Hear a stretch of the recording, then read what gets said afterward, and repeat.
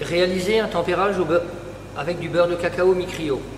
Pour cette opération, j'ai besoin de chocolat fondu à 40 degrés, d'une sonde électronique, d'une passoire, de beurre de cacao mi-cryo et d'une balance.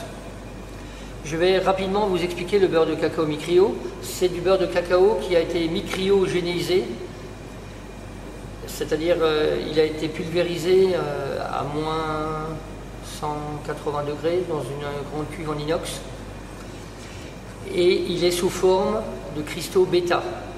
Donc par l'incorporation du beurre de cacao mi-cryo, nous allons cristalliser la couverture. Je fais fondre ma couverture en pistole au bain-marie. Je peux également la faire fondre au micro-ondes.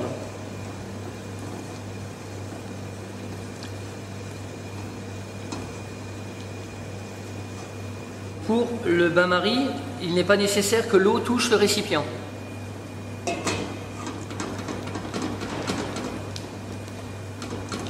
Donc bien mélanger le chocolat. Quand je quitte le bain-marie, il est important de bien essuyer le récipient pour ne pas apporter de gouttelettes d'eau sur mon plan de travail. J'ai mis volontairement le cercle sous le cul de poule pour isoler le cul de poule du contact au marbre.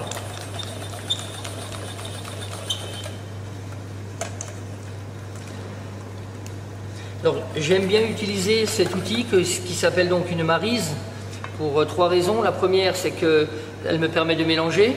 En même temps, elle a la fonction d'une corne et en même temps, en plus, elle a la fonction d'une louche. Donc on appelle ça en chocolaterie une maryse cuillère. Le chocolat, il est à 40 degrés. Je le mélange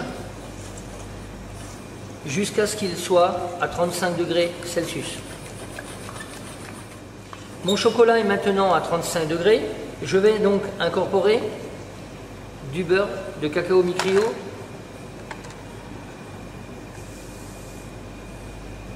que je vais tamiser. Donc j'ai devant moi 500 g de couverture fondue. Je vais donc ajouter 5 g de beurre de cacao mi-cryo.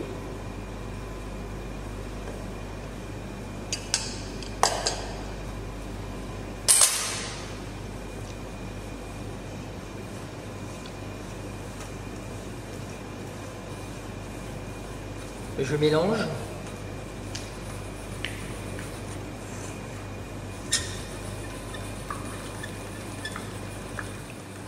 Cette technique est très pratique quand on utilise plusieurs couvertures en même temps. Donc gain de temps et également gain de place. Donc il est important de bien mélanger.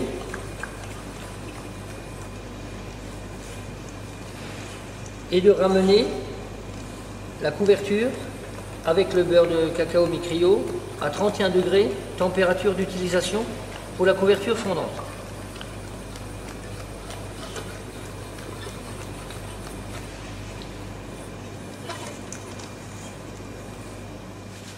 Je contrôle ma température à l'aide de ma sonde électronique.